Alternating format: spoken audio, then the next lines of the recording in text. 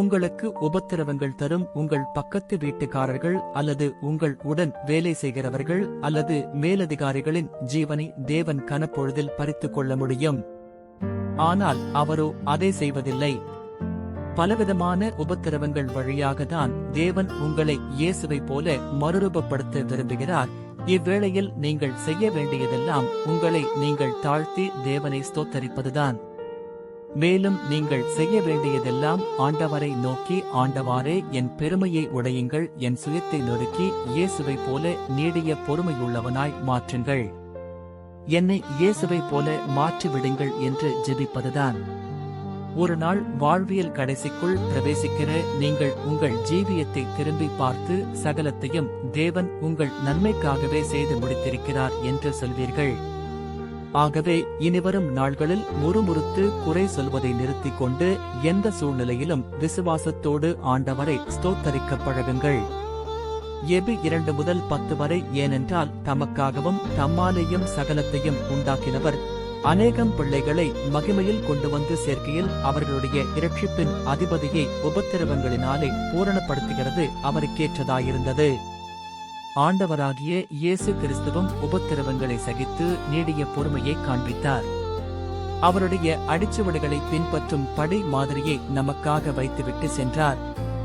யோவான் 16-33 என்னிடத்தில் உங்களுக்கு சமாதானம் உண்டாயிருக்கும் பொருட்டு இவைகளை உங்களுக்கு சொன்னேன்.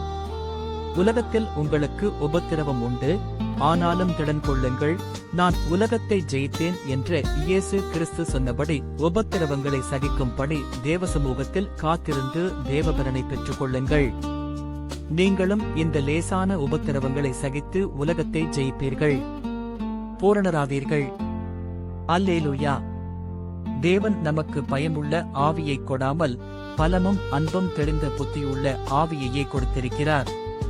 2 தீமோத்தேயு 1. பரிசுத்தாவியானவர் ஒரு மனிதனுக்கு தெளிந்த புத்தியை தருகிறார். தெளிந்த புத்தி ஒரு மனிதனுக்கு வரும்போது அவன் பாவம் எது பரிசுத்தம் எது என்பதை தெளிவாக பகுத்தறிந்து பாவத்துக்கு விலகி பழைய மனிதனின் பாவ சுபாவங்களை களைந்து போட்டுவிட்டு இயேசுவின் சாயலாய் சிருஷ்டிக்கப்பட்டு புதிய மனிதனாக மாறுகிறான். பரிசுத்த ஆவியானவர் தேவ அன்பினால் அவனை நிரப்பி சகல சத்தியத்துக்கும் கீழ்ப்படியும் படி நடத்துகிறார். ஒருவன் தேவ பலத்தினால் அதிகமாக நிரப்பப்படும் போது அந்த பலனும் கிருபையும் முடிவு பரியந்தம் அவனை நிலை நிறுத்துகிறது.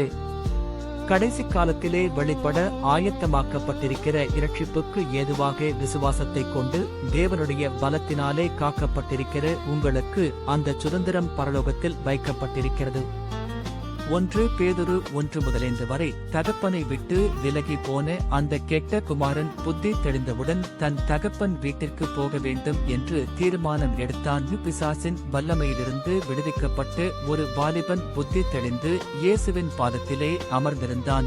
இன்றைக்கு அநேகர் பரிசுத்தாவியானவர் அருளும் தெளிந்த புத்தியை பெற்று கொள்ளாததினால் உலக ஆசை இச்சைகளுக்கும் மனிதன் உருவாக்கிய பாரம்பரிய உபதேசங்களுக்கும் வஞ்சிக்கப்பட்ட பொய்யான உபதேசங்களுக்கும் அடிமையாகி அதற்கு ஒத்த வேஷம் தரிக்கின்றனர். ஆனால் பரிசுத்த ஆவியானவரால் வழி நடத்தப்படுபவர்கள் மாத்திரமே சத்தியம் என்ற மேய்ச்சலுக்குள் நடத்தப்பட்டு அமர்ந்த தண்ணீர் என்ற சந்தோஷமும் புத்தி கெட்டாத சமாதானமும் நிறைந்த தெளிந்த புத்தியை பெற்றுக் கொள்கிறார்கள்.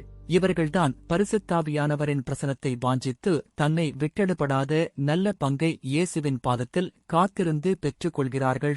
இவர்கள்தான் அதிகமாய் கனி கொடுத்து பிதாவை மகிமைப்படுத்துவார்கள். அல்லேலூயா.